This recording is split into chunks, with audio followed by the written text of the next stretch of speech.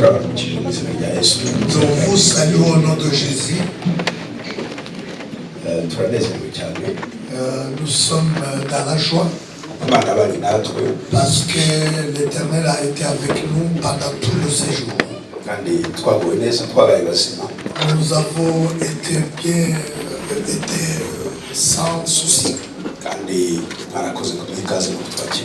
Et merci pour tous qui nous ont accueillis. Comme ma chère épouse l'a dit, nous vous remercions. Et nous avons vu la main de l'Éternel dans ce voyage. Nous avons eu des nouveaux frères et sœurs en Christ. Nous avons aussi eu des amis dans la vie au quotidien. Nous avons eu la grâce de se saluer avec des gens qui ça faisait très longtemps qu'on ne s'était pas vu. Et nous sommes arrivés dans les maisons auxquelles des personnes qu'on ne connaissait pas forcément. Nous avons été bénis en tout. Je remercie l'Éternel parce que je vois Françoise dans ce culte le jour de terminer notre dernier prédication.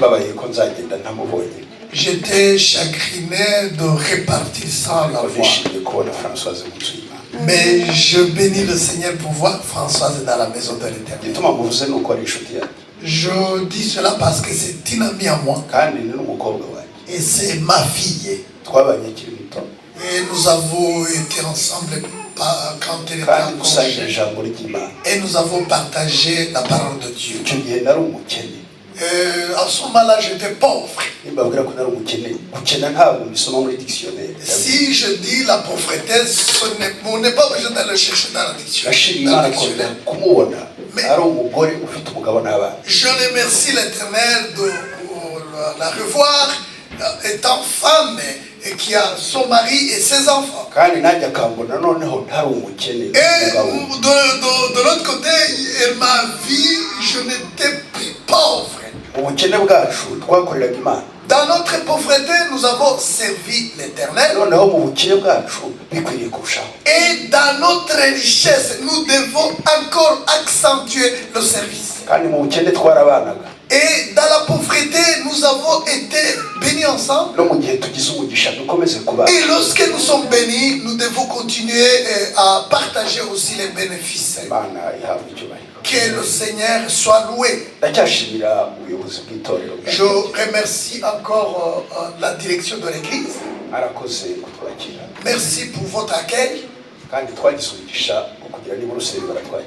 Merci aussi parce que nous avons eu la grâce d'arriver aussi à Bruxelles.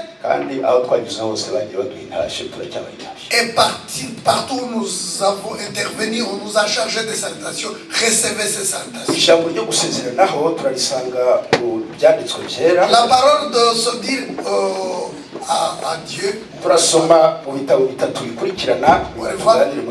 le voyons dans les paroles que nous allons lire. Turasoma ubutumwa bw'isuko bwanditswe na Matayo 24. Matthieu 24. Matayo 24. Évangile selon Matthieu verset 24. Turasoma umurongo wa mbere tugere ku murongo wa gatatu. Premier verset au troisième verset. Dusimbuke dusome umurongo wa 9 tugere ku murongo wa 10. Verset 9 jusqu'au verset 14. Après nous allons lire dans 1 Corinthiens. 1 Corinthiens chapitre 15. À partir de 50 jusqu'au 54e verset.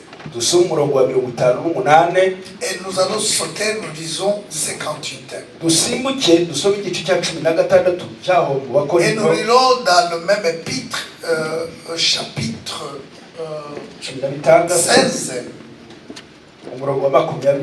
verset 20 jusqu'au 21e verset. igitabo cya nyuma turagisanga mu byahishuriwe Yohana. Le dernier livre, nous le voyons dans l'Apocalypse, chapitre 19, turasoma umurongo wa mbere tugere ku murongo wa 10, verset 1 jusqu'à verset 10. ndagira ngo niba nzagaruka, J'aimerais, si vraiment je vais revenir, igihe muzabimubona mpagaze hano mujye mufata mwandike. si vous me voyez ici, s'il vous plaît, prenez note.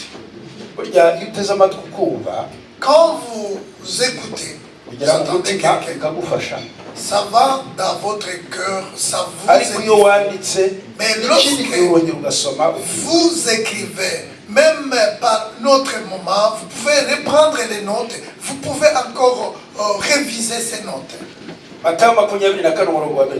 Alors Matthieu, nous commençons chapitre 24. Yesu asohoka mu rusengero akigenda, abigishwa be baramusanga bashaka kumwereka imyubakire y'urusengero. Arababwira ati, mureba ibi byose, ndababwira ukuri yuko aha hatazasigara ibuye rigeretse ku rindi ritaguye hasi. Yicaye ku musozi wa Elayono, abigishwa be baza aho ari biherereye, baramubaza bati, tubwire ibyo bizaba ryari, ikimenyetso cyo kuza kwawe n'iki mperuka y'isi n'ikihe. Umurongo wa 10, verset 10, icyenda plutôt, umurongo wa 9, verset 9. ubwo nibwo bazabagambanira ngo mubabazwe, ndetse bazabica, muzagwa n'amahanga yose babahora izina ryanjye. Nibwo benshi bazasubira inyuma, bazagambanirana bahangana, n'abahanuzi benshi b'ibinyoma bazaduka bayobye benshi, maze kuko ubugome buzabira, urukundo rwa benshi ruzakonja. Ariko uwihangana akageza imperuka ntibuzakizwa. Kandi ubutumwa bwiza bw'ubwami buzigishwa mu isi yose ngo bube ubuhamya bwo guhamiriza amahanga yose, nibwo imperuka izaherako ize. Amen. Amen. Soma mu Bakorinto 1 Corinthiens, bice 15, chapitre 15, turasoma duhere ku murongo wa 50, verset 50. nuko bene data, icyo mvuga ni iki, nuko abafite umubiri n'amaraso bisa batabasha kuragwa ubwami bw'Imana, kandi ibibora ntibibasha kuragwa ibitabora. Dore mbamenyereye ibanga, ntituzasinzira twese, ahubwo twese tuzahindurwa mu kanya gato, ndetse mu kanya ntako guhumbya, ubwo impanda y'imperuka izavuga. Impanda izavuga koko, abapfuye bazuka utazongera kubora, natwe duhindurwe. Kuko uyu mubiri ubora ukwiye kuzambikwa kutabora, kandi uyu mubiri upfa ukwiye kuzambikwa kudapfa. Ariko uyu ubora numara kwambikwa kutabora, n'uyu upfa ukambikwa kudapfa, nibwo hazasohora rya jambo ryanditswe ngo urupfu rumizwe no kunesha. 58, nuko bene data bakundwa, mukomere mutanyeganyega, murushaho iteka gukora imirimo y'umwami, kuko muzi yuko umuhati wanyu atari ubusa ku mwami. Amen. Kuri icyo gice cya 16 ntihindura page, chapitre 16, turasoma umurongo wa 21, verset 21, wa 22 et verset 22. Dore uku niko gutashya kwanjye Paulo kwanditswe n'ukuboko kwanjye. Nihagira umuntu udakunda umwami wacu avume, umwami wacu araza. Ndasaba umusobanuzi wanjye gukanguka ansomera uwo murongo wa 16. Verset 16, je lis au nom de Jésus. Si quelqu'un n'aime pas le Seigneur, qu'il soit anathème. Maranatha. Mwese muvuge ngo Maranatha. Ikinyarwanda nta Maranatha. Maranatha, ça n'existe pas en français. Umwami wacu. Mais ici on dit notre Seigneur revient bientôt. Reka dusome mu byahishuriwe Yohana, Apocalypse de Jean, igice cya 19, chapitre 19. Byahishuriwe Yohana 19, Apocalypse chapitre 19. Asoma mbere ku murongo wa mbere ngere ku murongo wa 10. Premier verset au 10e. hanyuma y'ibyo numva mu ijuru ijwi rirenga risa n'iry'abantu benshi bavuga bati Alléluia. Après cela, j'entendis une voix forte dans le ciel, semblable à celle d'une foule nombreuse, en disant Alléluia. Agakiza n'icyubahiro n'ubutware n'iby'Imana yacu. Louez le Seigneur. Le salut et la gloire et la puissance sont à notre Dieu. Nuko amateka yayo, kuko amateka yayo ari ay'ukuri nayo gukiranuka. Ces jugements sont vrais et justes. Yaciriyeho iteka maraya uwo ukomeye wononeshaga abari mususambaye kandi imuhoye amaraso y'imbata zayo. Car il a condamné la grande prostituée qui corrompait la terre par son immoralité. Et il lui a fait rendre compte de la mort de ses serviteurs. Barongera bati Haleluya. Et il dit encore Alléluia. Umwotsi we uhora ucumba iteka ryose. La fumée de la grande ville incendiée s'élève pour toujours. Nuko babakuru 24 na bya bizima bine bikubita hasi basenga Imana yicaye kuri irya ntebe bati Amen, Haleluya. Alors les 24 anciens et les 4 êtres vivants s'agenouillèrent et adorèrent Dieu qui siège sur le trône et dirent Amen, Alléluia, louez le Seigneur. Ijwi riba kuri iyo ntebe rivuga riti nimushime Imana yacu mwambata zayo mwese mwe namwe abayubaha aboroheje n'abakomeye. Une voix qui se fit entendre du trône, elle disait louez notre Dieu, vous tous ses serviteurs, vous qui le respectez, les grands comme les petits. Numva ijwi risa n'iry'abantu benshi, risa n'iry'amazi menshi asuma, n'irisa n'iryo guhinda kw'inkuba gukomeye, kwinshi rivuga riti Haleluya. Puis j'entendis une voix semblable à celle d'une foule nombreuse. Elle résonnait comme de grandes chutes d'eau, comme de violents coups de tonnerre.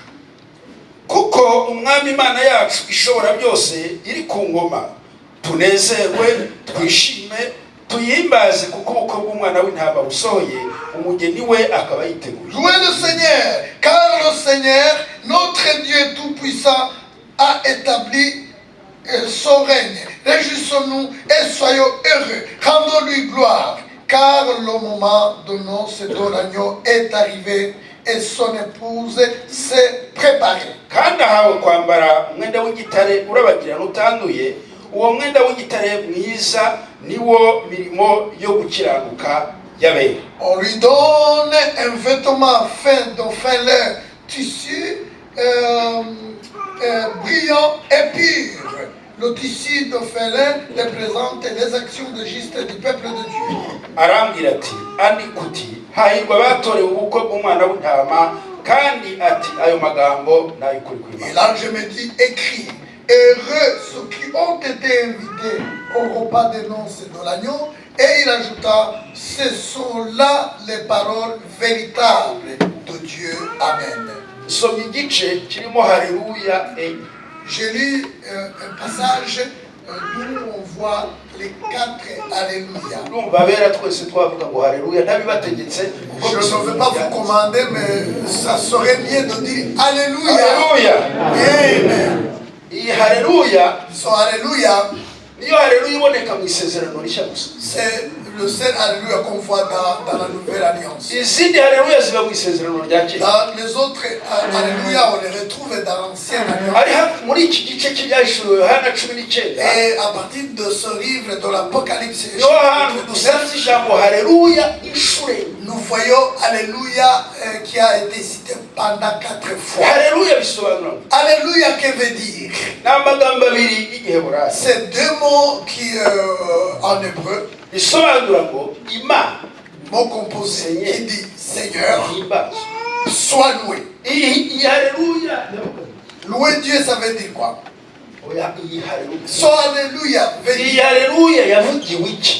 Pourquoi on a prononcé so Alléluia? Qui ont prononcé so Alléluia? Quelle raison qui les ont poussés de crier Alléluia? C'est Alléluia Alléluia dans l'église. Si vous êtes église, dites Alléluia. Je suis devenu comme les autres qui marchent. Je ne me suis pas habitué à forcer les gens à aller. Mais aujourd'hui, je vais vous forcer à dire quand même. Parce que j'ai vu l'église qui le prononce. Et Jean a vu l'église. Et Jean a vu Christ. Et Jean a vu les saints. Jean a vu le ciel ouvert. Jean a vu les quatre vivants. Jean a vu les anges. Jean a entendu la voix de multitudes.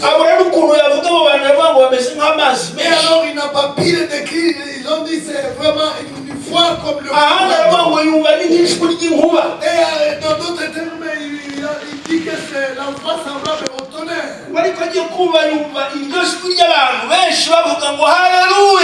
après il a entendu une voix forte qui dit Alléluia. Ici sur la terre même les prostituées peuvent dire mais dans son livre son Alléluia c'est Alléluia divine au ciel. Alléluia divine. Alléluia vraiment. Alléluia. Amen. Je vais vous dire un mot. J'ai un voyage de l'évangélisation. Si Dieu m'accorde la grâce d'avoir le visa, j'irai aux États-Unis. Mais moi, je me suis attaché, j'ai aimé cette église. Mais j'ai des raisons qui me poussent à vous aimer. Voir le travail que vous avez. Voir le et vous avez le temps quand même de venir dans la maison de Dieu. C'est parce que vous êtes brave. Comment on peut faire pour accueillir quelqu'un pendant un mois et quelques semaines? Et il y a des endroits quand tu arrives pendant une semaine, on commence vraiment à chercher à je suis venu avec ma femme et je me suis dit, c'est la troisième fois. Ils ne diront pas que je cherche à s'exiler ici en Belgique. Je suis venu pour l'évangile. Et je suis très content quand je suis très ému de voir les gens qui accueillent la personne qui ça m'a rappelé que quand nous serons au ciel, nous serons avec des personnes que nous ne connaissons. Nous serons accueillis par les gens que nous n'avons jamais connus. Et ça serait la première fois que nous verrons Jésus face à face. Les chants que nous chanterons, les prières que nous prierons, nous ne dirons pas autre chose. Alléluia. Alléluia. Louez Dieu. Il nous a gardés dans son voyage de la terre, dans ses marais de la terre. Et nous avons fini en paix. Et nous serons sans retourner encore en arrière. Nous chanterons pour lui. Alléluia. Alléluia. Et lui aussi chantera pour nous. Nous n'avons jamais fini par Dieu à chanter. Et la parole de Dieu nous dit, quand Dieu verra son église, il chantera pour l'église.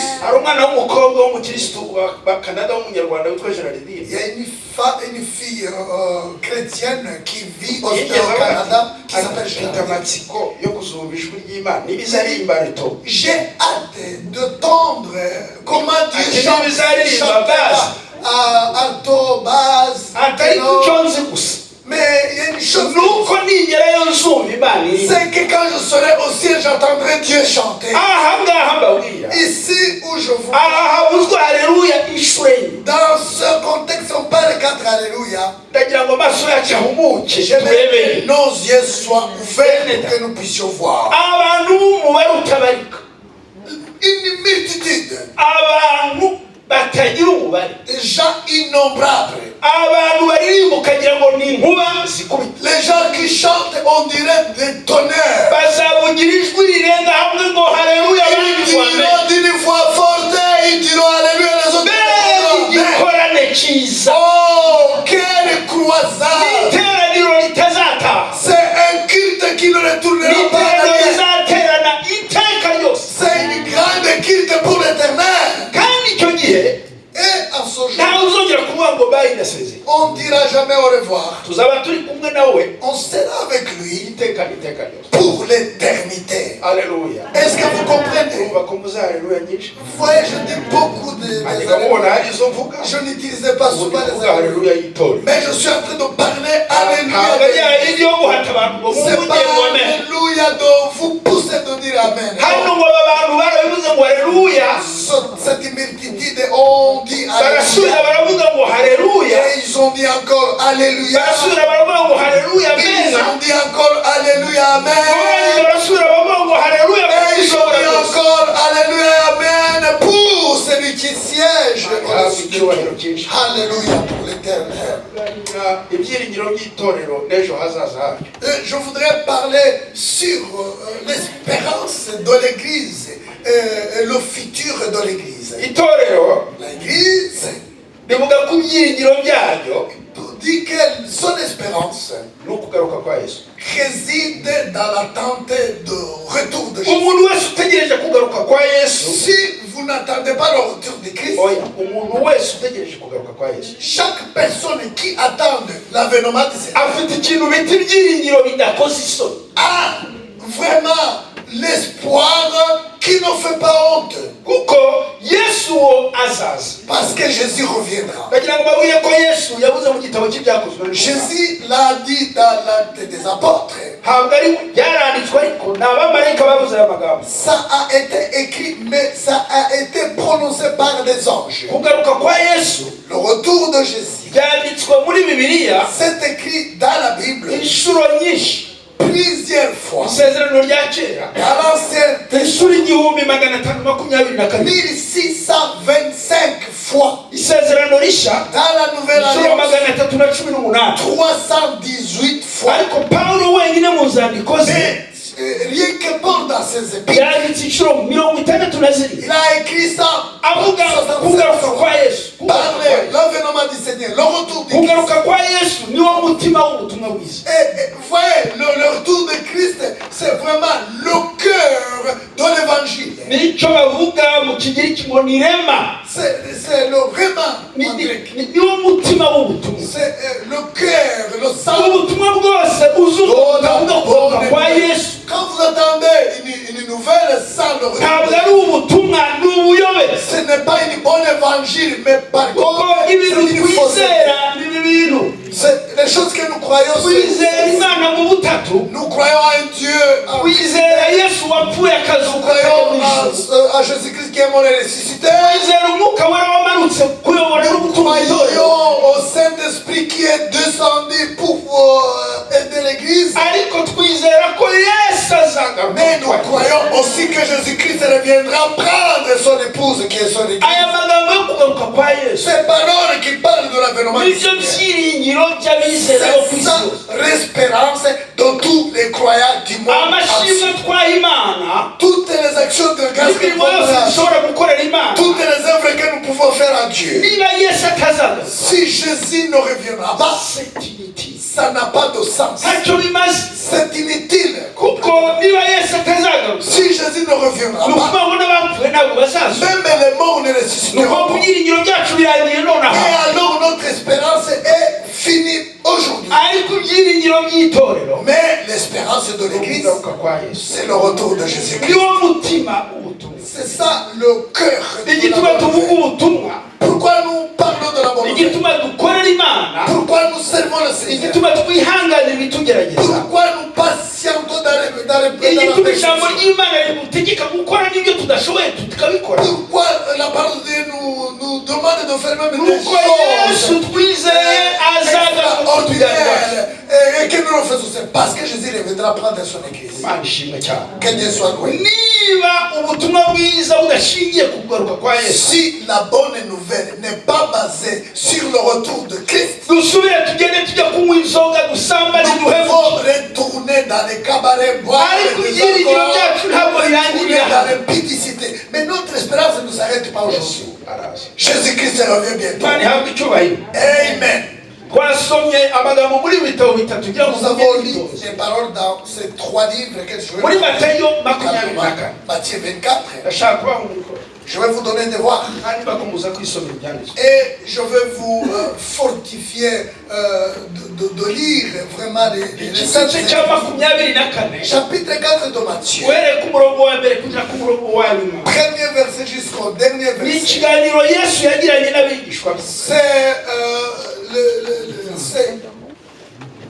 C'est un échange que Jésus a fait avec ses disciples.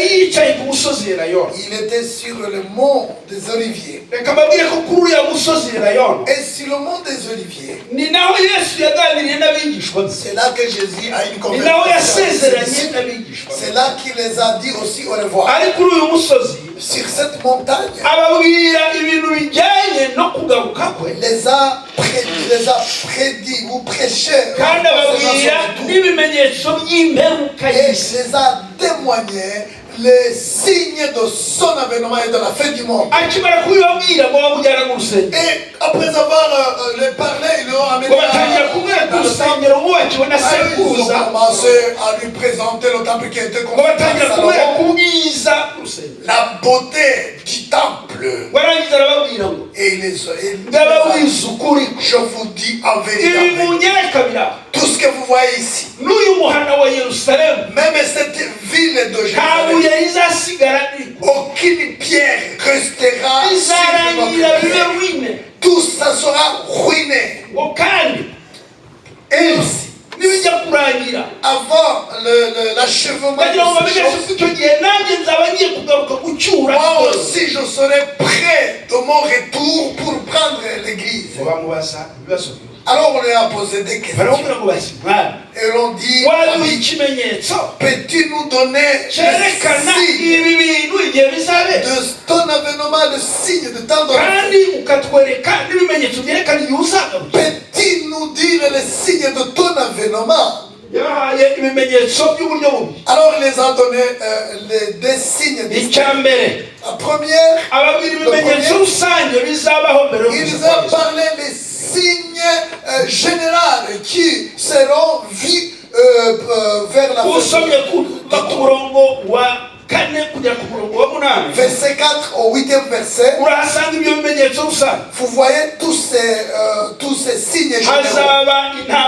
Il y aura des guerres, il y aura de la famine, il y aura des tremblements de terre, il y aura des choses incroyables. Le royaume va attaquer notre royaume. Mais tout cela ne sera que le commencement des douleurs. Ce sont des signes auxquels nous partageons avec les païens. Et alors, il les a parlé aussi des signes particuliers uniquement pour les. À partir du 10e verset, en descendant jusqu'au 40e, même jusqu'au 54e verset.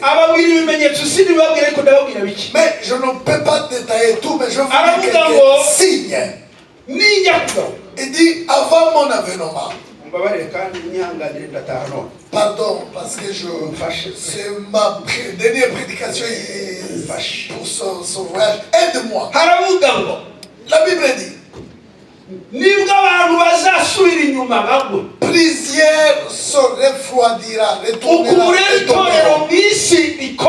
Comme vous voyez la froideur de l'église, moi je vois, je parle. Où Dieu m'ouvre les portes. Vous savez, nous avons qu'une seule église.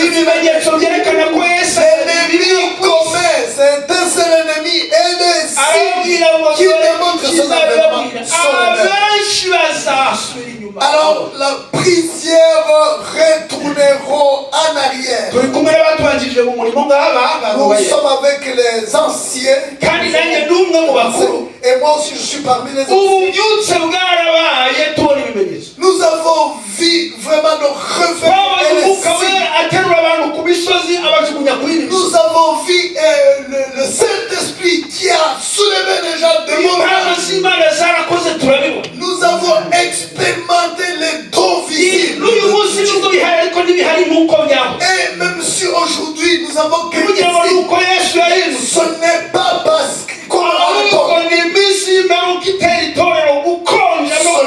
parce que Jésus a changé. C'est les derniers temps auxquels nous sommes en train de passer.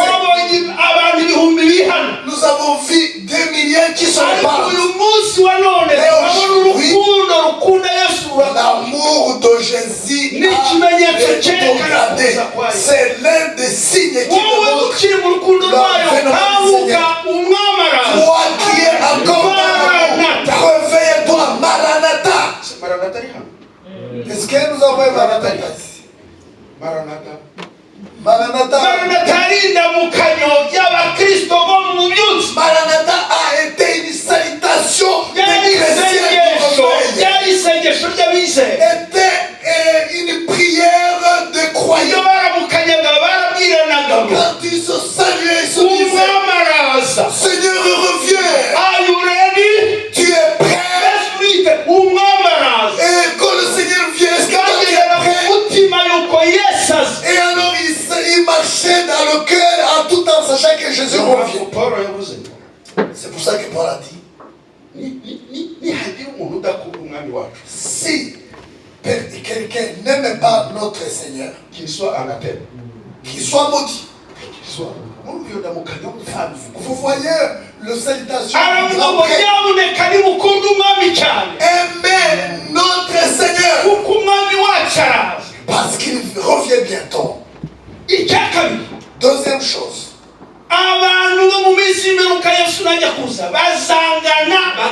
Les gens se haïront, les gens se trahiront, les gens se tueront, ça serait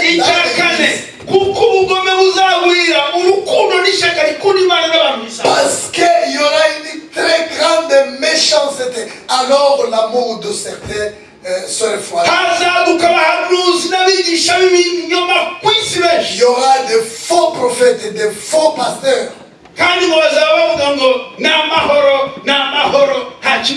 Pourtant, la plupart diront c'est la paix, c'est la paix. Vous savez quelle paix qui sont.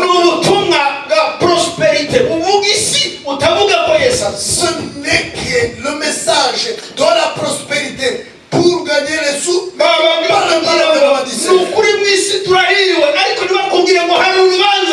Il te dit, ah, si la terre, nous sommes bénis.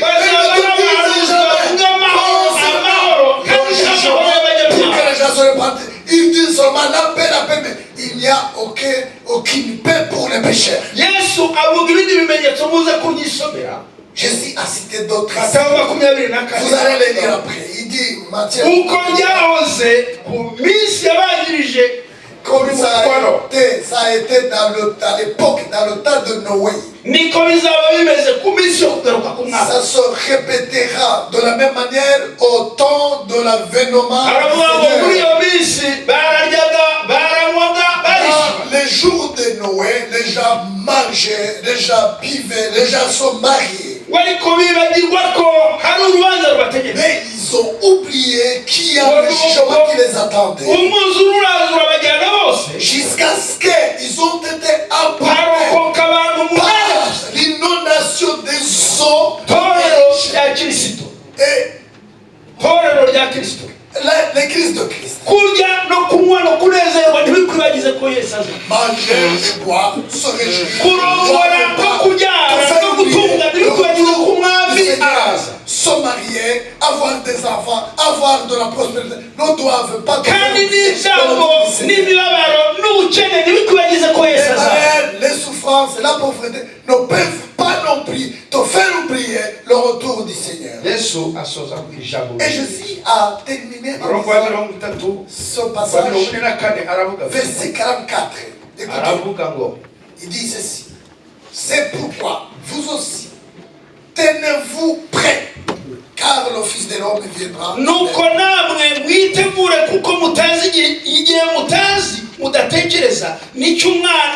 Vous ne savez pas à quel moment le Fils de l'homme viendra. Ça sera une très grande surprise. Tous les gens qui sont dans le monde.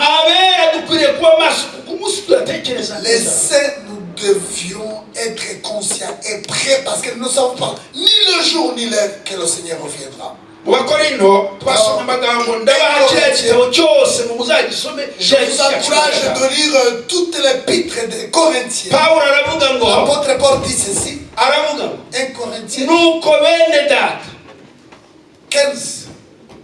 58 surtout.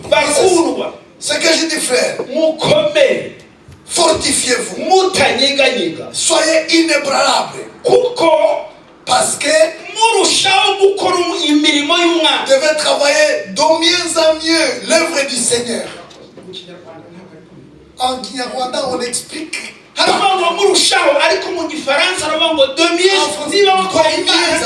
Si tu as servi le Seigneur, fais de mieux, fais de plus. Fais de mieux dans un mieux l'œuvre. Alléluia. Amen. Et ne vous devez pas vous délasser de servir le Seigneur. Parce que votre travail n'est pas en fait pour le Seigneur. Nous devions être prêts de l'avènement du Seigneur, mais tout en travaillant dessus. L'apôtre Paul explique comment la trompette sonnera. Il dit la trompette sonnera. Et ceux qui seront morts seront ressuscités. Et nous serons transformés. Et nous serons avec le Seigneur éternel. Et la conclusion, si le verset 58, soyez fortifiés, soyez inébranlables et en train de travailler de mieux en mieux l'œuvre du Seigneur. Parce que votre travail ne sera pas en vain. Pourquoi il a dit que nous devons être prêts mais tout en travaillant? 2 Corinthiens chapitre 5 verset 18. Nous allons lire très rapidement. La Bible dit ceci. dukwiriye kuzagaragarizwa imbere y'intebe y'imanza ya Kristo kugira ngo umuntu wese ahabwe ibikwiriye ibyo yakoze akiri mu mubiri ari byiza cyangwa ibibi. Écoutez, tout le monde doit être prêt. Pourquoi? Parce que chacun de nous présentera ses œuvres et ses œuvres seront examinées. Tout le monde sera récompensé de ses œuvres qu'il a fait, que ce soit. Est-ce que vous pouvez afficher ce verset? 2 Corinthiens, chapitre 5, verset 10. Il parle du jugement de Christ. Le tribunal de Christ. Ce n'est pas le tribunal qui va juger, qui va Romains 8, verset 1. Aucune condamnation de ceux qui sont en Christ. Quelqu'un qui est en Christ ne peut pas être condamné. Quelqu'un qui a déjà reçu de Jésus-Christ, il ne sera jamais condamné. Mais lorsque Jésus reviendra, nous tous, y compris, nous serons comparaître devant le tribunal de Christ. S'il y a une chose que je crains, c'est le tribunal. Je ne pense pas qu'il y a quelqu'un qui aime être jugé au tribunal. Même la fête, ils disent que c'est le jugement. Moi, je parle du tribunal.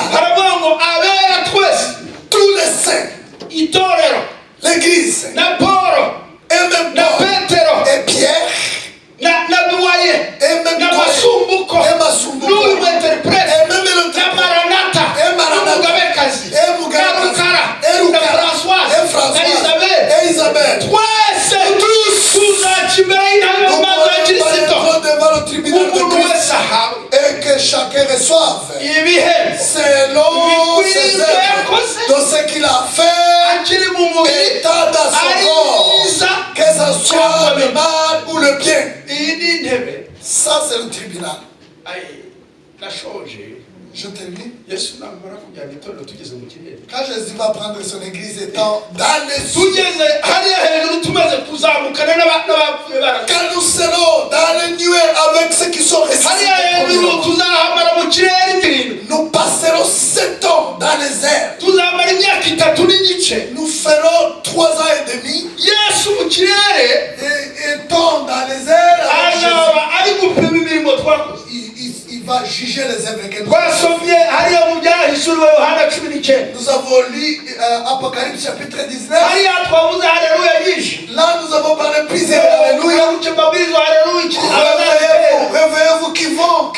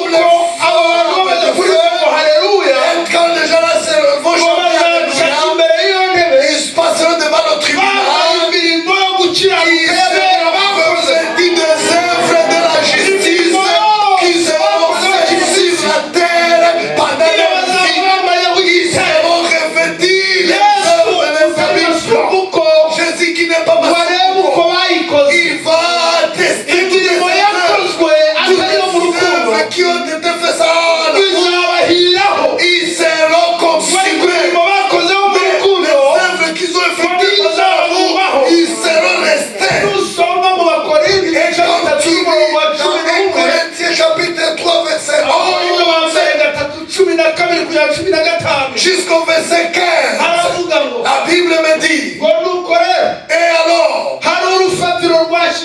il y a le fondement qui a été érigé, c'est Jésus-Christ, et celui qui le reçoit, et qu'il fait attention à comment il construit, que s'il construit avec l'or ou l'argent, pierre précieuse, je termine, celui qui va consommer ou du chaume, ou du bois, ou du fouet. Vous connaissez les chaka. Ce sont les chaumes et les fouets, les chaumes. Chacun doit faire attention de comment il construit ses enfants. Parce que tous ces œuvres qui sont semblables à des chaumes, et les gens chantent alors qu'ils ne sont pas chrétiens. Les gens prêchent alors qu'ils ne sont pas chrétiens. Les gens donnent alors qu'ils ne sont pas chrétiens. Tous ces œuvres,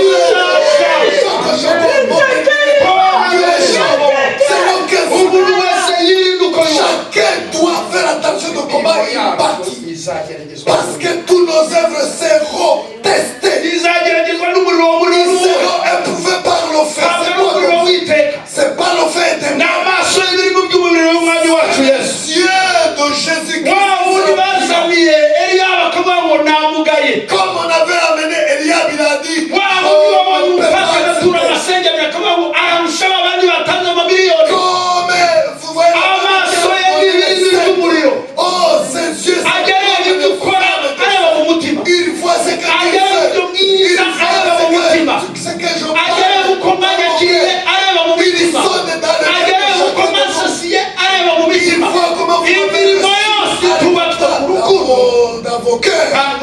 toutes les œuvres qui ne sont pas basées sur l'amour, ils seront consumées.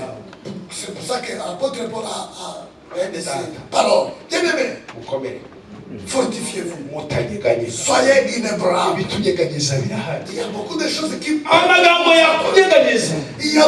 vous savez, les paroles peuvent... Les calmonies peuvent t'amener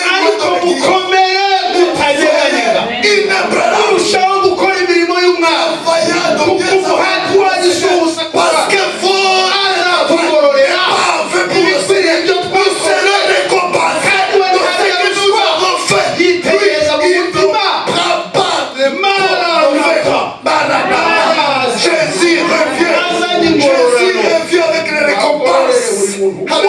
il récompensera chacun de nous de ce qu'il a fait pendant sa vie, que ce soit de bonnes choses ou de mauvaises choses.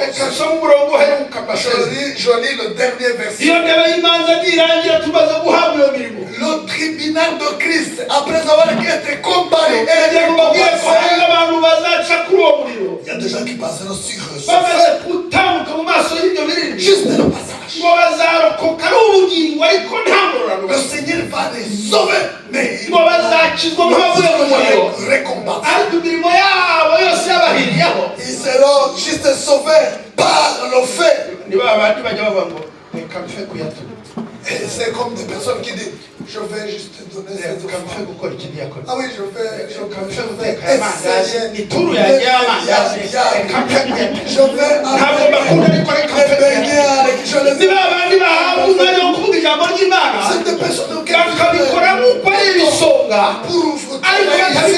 ils l'ont fait, mais ils ici la patrie. Quand je prêche, je ne me glorifie pas. Parce que c'est ça qui me pousse. Amen. Si je le fais avec amour, je serai récompensé. Mais si je le fais sans l'amour, je ne serai pas récompensé.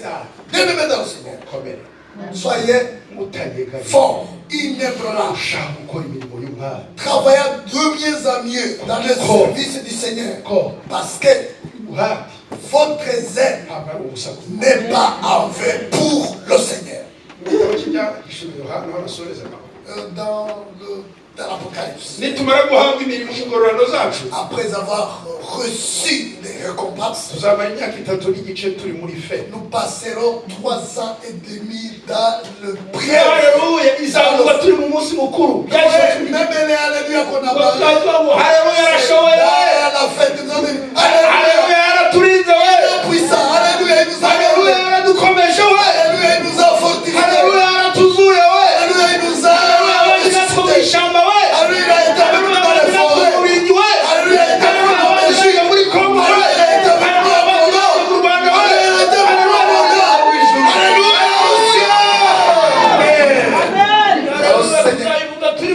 alléluia, nous dirons que nous serons dans la noce de l'agneau. Nous passerons 3 ans et demi dans la fête. Alléluia. Amen. Je suis dans la joie. Oh, ces derniers jours, dans ces jours, il y a des mariages. Ici, on dit, ceux qui ont été confiés dans la noce et dans l'agneau. Parce qu'ils mangeront avec le Seigneur sur le nouveau vin dans le ciel. Tous nous passerons ces jours. Nous serons récompensés. Mangerons, nous boirons, nous vivrons. Sur la terre, vous pouvez travailler. Et les gens peuvent te ruiner. Les gens, peut-être, ils ne vont même pas faire attention pour te donner la promotion. Mais au ciel, nous avons des promotions sans même consulter. J'ai lu un passage dans les avant de nous donner. Bien-aimé, pasteur, il nous récompensera les Et il a donné à la pierre auquel c'est écrit le nom qui n'est pas connu par les hommes. C'est le nom qui est connu par Jésus.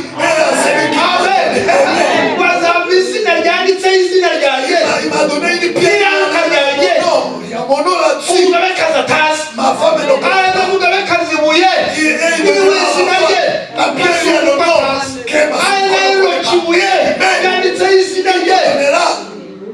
la pierre, c'est quelque chose que personne n'a connu. Et chacun la joie. Et il se va le Jésus, pourquoi tu m'as aimé? Pourquoi tu m'as choisi? Pourquoi tu m'as fait de la grâce? Quelle fête! Dieu soit loué parce qu'il nous récompense. Et il nous récompensera à des personnes qui qui vont nous dire. Et il aura pris de cela une grâce. Nous serons avec Jésus dans les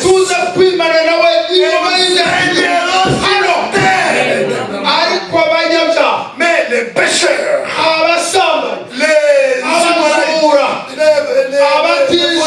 les impédis, ils n'ont pas l'héritage au ciel. Bien-aimé, c'est ce tribunal. C'est un tribunal céleste auquel nous présenterons toutes les normes. Mais nous allons lire le dernier tribunal. Apocalypse, chapitre 9. Alléluia. Verset 11, on parle du jugement de Dieu. Le jugement dernier. Puis je vis un grand trône et celui qui y siège. La télé est et on ne le revit plus. Je vis les morts, les grands lectures. Devant le trône. Le fil ouvert. Il a fil ouvert. Le livre de vie. Les morts furent jugés selon ce qu'ils avaient fait. D'après ce qui est écrit dans ces livres. Les morts que contenaient.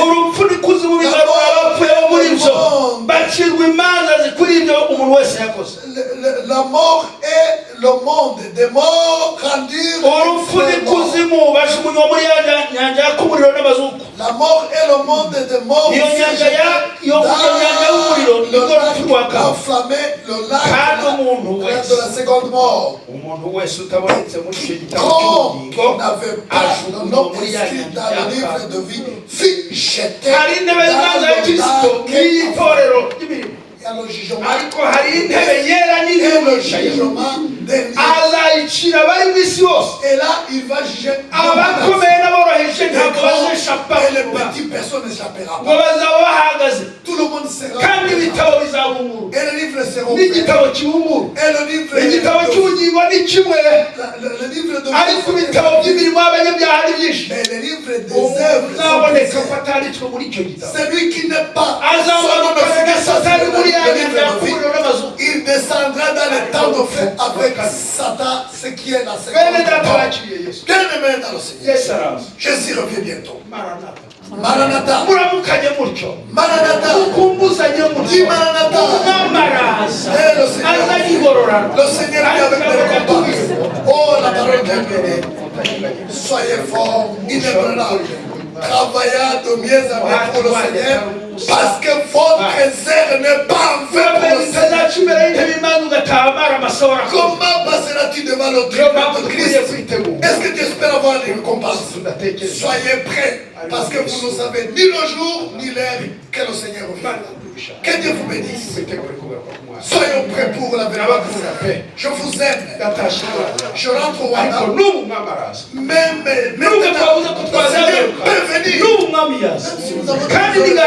Le Seigneur peut venir. La mort peut venir. Es-tu prêt? Jésus revient.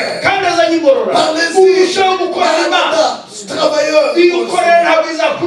Parce que celui à qui tu travailles ne pourra jamais t'escroquer comme les gens du monde. Amen. Parce que ces yeux comme les flammes de feu. Oh, ils travaillent comme ça. Ils travaillent comme ils ne sont pas là. Ils nous protègent. Quand il va nous récompenser, il n'y a personne qui va nous empêcher. Soyez forts. Fortifiez-vous. Que rien ne peut pas t'empêcher d'être notre Seigneur revient. Si quelqu'un n'aime pas le Seigneur, qu'il soit anathème, qu'il soit maudit, qu'il soit anathème. C'est une malédiction qui est prononcée. Perdre l'amour de Dieu, c'est une malédiction. Aimer Jésus tous les jours. Oh, que Dieu vous aime. Et nous serons là. Même ceux qui sont en Christ, nous disons que ce sera la noce plus excellente. Et parce qu'ils seront là, il y aura des anges. Tout le monde aura la curiosité de voir l'église de Jésus. De voir l'église. Vous allez chanter juste un petit morceau. Vous allez chanter. Jésus, mon Seigneur, je vais travailler sans relâche.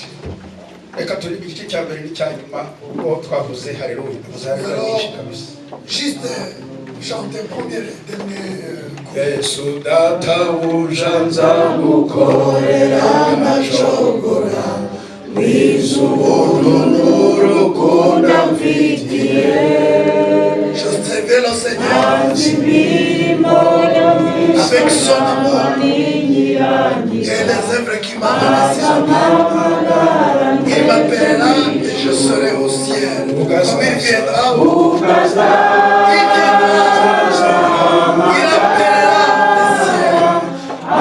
les ciels. Il appellera les noms des ciels. Ces noms seront écrits dans le livre de vie. Le livre de vie. Alléluia. J'attendrai aussi mon nom et je répondrai.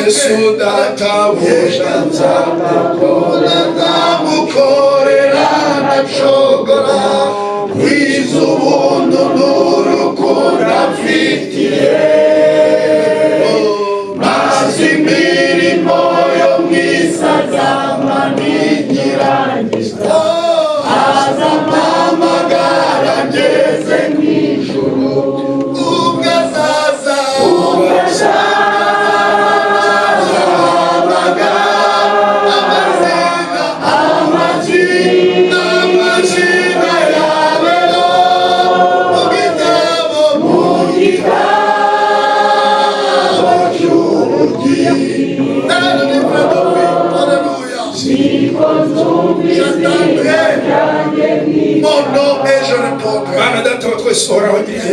Dieu tout-puissant.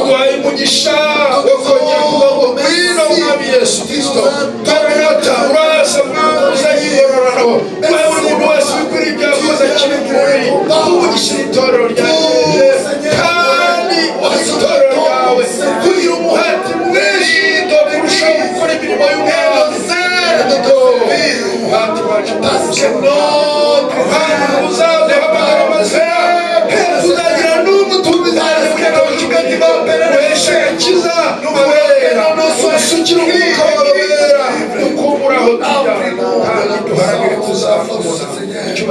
nous voulons te voir quand tu reviens. À toi l'honneur, à toi la gloire pour les. Au nom de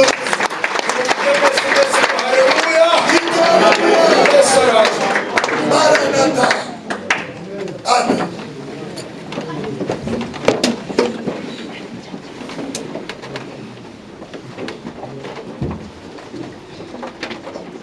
Amen.